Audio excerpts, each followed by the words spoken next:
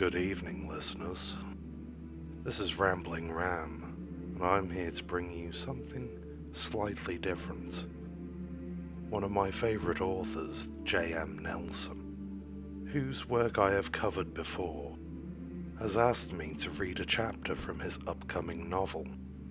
It's the second book in the Lamplighter series, and I tell you, this one brings me chills already. So, for your enjoyment, I bring you a chapter of Dream Eater by J.M. Nelson. See the links in the description. Chapter 5: Living Nightmare. That night was a rough one for me.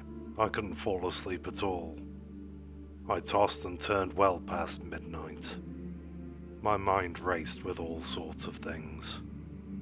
I couldn't help but reflect on my divorce and some of my previous mistakes. I kept hearing Deb's voice telling me to keep my priorities in order and to keep my options open. Finally, I fell asleep, but I was unaware of the time. I began to have a strange nightmare where the door to the guest room opened slowly. There wasn't any light where I slept, and none came from the hallway either. The creaking sound of the door made my heart stop as my eyes shot open. I felt my heart race as a scrawny, dark figure slid into the room. I felt frozen in fear, and wondered if I too suffered from some sort of sleep paralysis. I tried to sit up, but my body felt as if it were forced to stay glued to the mattress out of fear. All my pores opened as sweat began to flood out of my body, dampening the sheets. The dark figure moved towards the bed.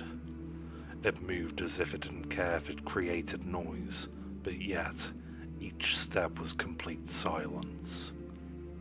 The figure leaned over the bed, staring down at me, and reached its hand out, grabbing a hold of my shoulder. A soft voice came in. "Mr. Hartmann." I felt a burst of adrenaline, forcing myself to sit up. The shadowy figure stepped back as if I startled it. It bumped into the bedside table, rattling the phone and knocking the framed French family photo onto its face. "Shit!" it shouted.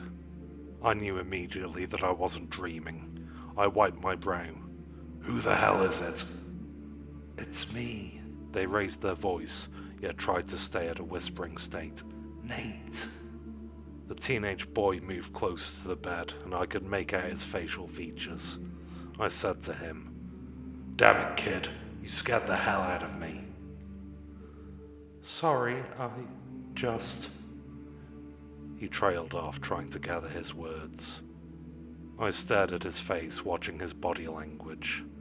He ran his hands down the sides of his pajama pants in a nervous fashion. The black band t-shirt that he wore appeared to have sweat lined under the armpits and around the neckline. "What is it? What's going on?" I asked him. "It's happening again." "Did you have the nightmare?" "Laurie's having one right now," he said. I threw the blankets back and stood next to him as I climbed out of bed in a hurry. I quickly threw on a pair of jeans but left my oversized Kansas City football shirt on. I asked him, "How do you know?"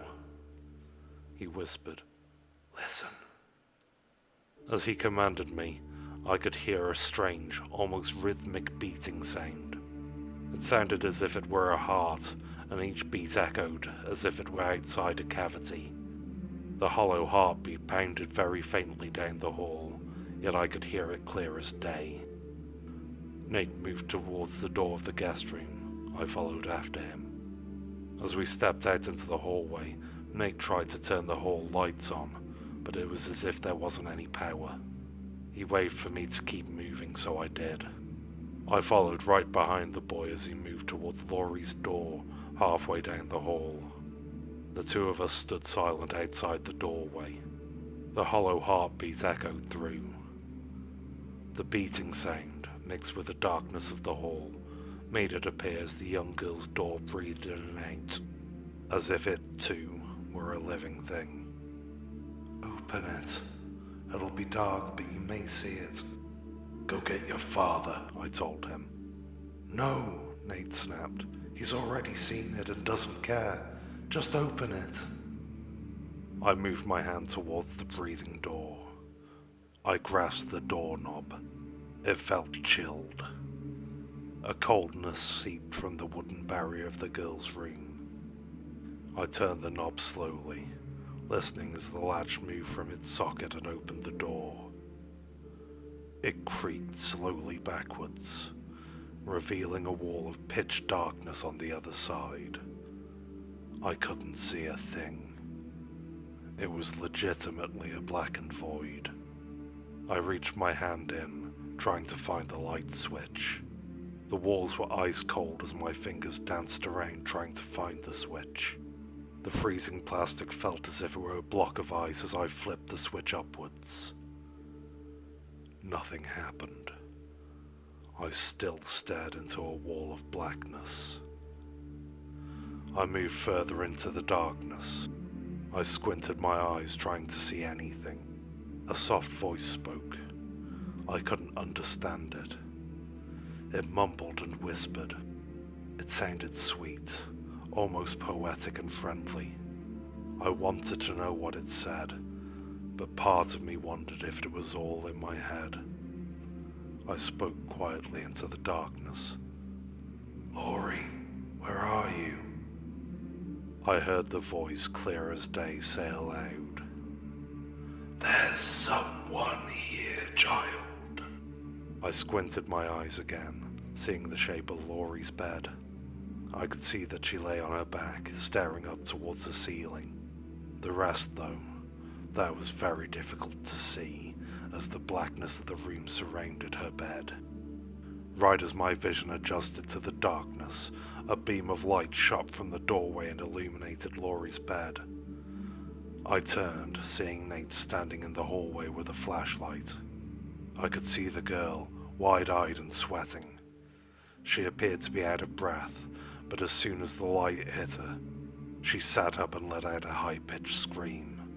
My eyes shifted as the darkness peeled away around her, revealing a large, more than 6-foot-tall figure at her bedside.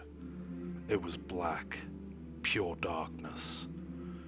The shape itself appeared to be eating away at the light. The children did not lie about its form, for it did appear to be a man, but yet its gender was hard to tell. The figure, faceless and black, let out a high-pitched squeal that matched with Laurie's scream almost identically. Even though I could not see its eyes or its face, I knew it stared at me. As Nate shined the light on it, the flashlight began to flicker, as if its batteries were dying. The figure raised its hands, still screeching in either pain or trying to terrify us. It morphed into the shadows that filled the room and vacated quickly. The thick darkness peeled away, moving towards the corner of the room. The girl's closet doors opened, and all the pure black entered, shutting the doors behind them. When that happened, the lights to the hallway and the girl's room turned on. I looked to Laurie, who stared at me confused, lost, and baffled.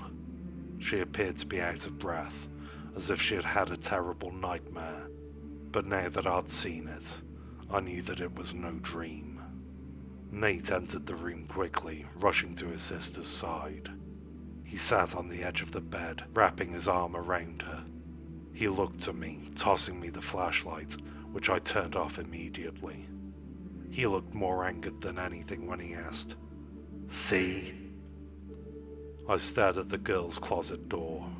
The white wood glared back at me in a menacing presence. I turned the flashlight towards it, clicking it back on, and moving towards the closet slowly.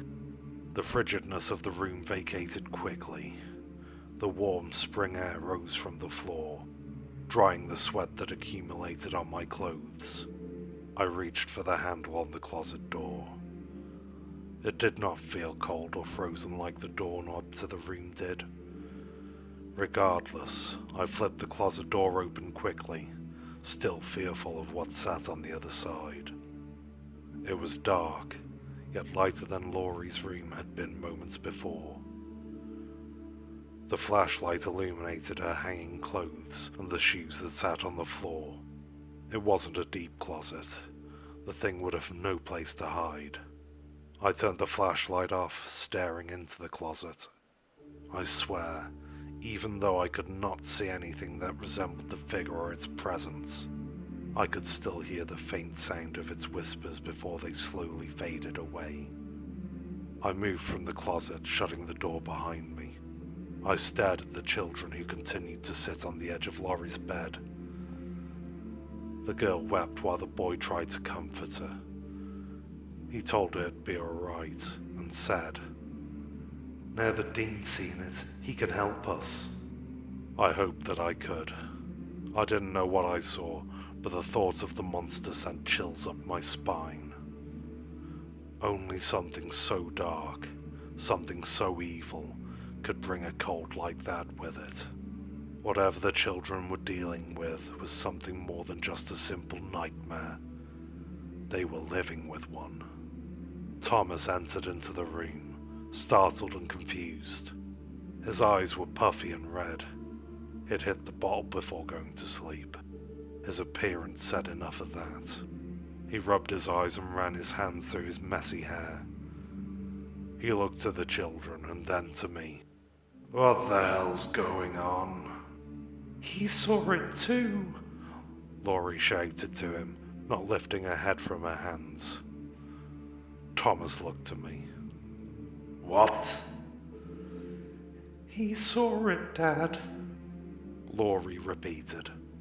Thomas stared into my eyes, the most awake he had been since I arrived in South Point. He wasn't happy. Anger flowed around his pupils and into the whites of his eyes. He gritted his teeth a bit, but relaxed as he asked, "That true?" I nodded. I hope you enjoyed that, listeners. I know I did. I hope you'll give the links a look. Maybe even buy a copy. I think I'll be looking into that myself. Have a great night, listeners.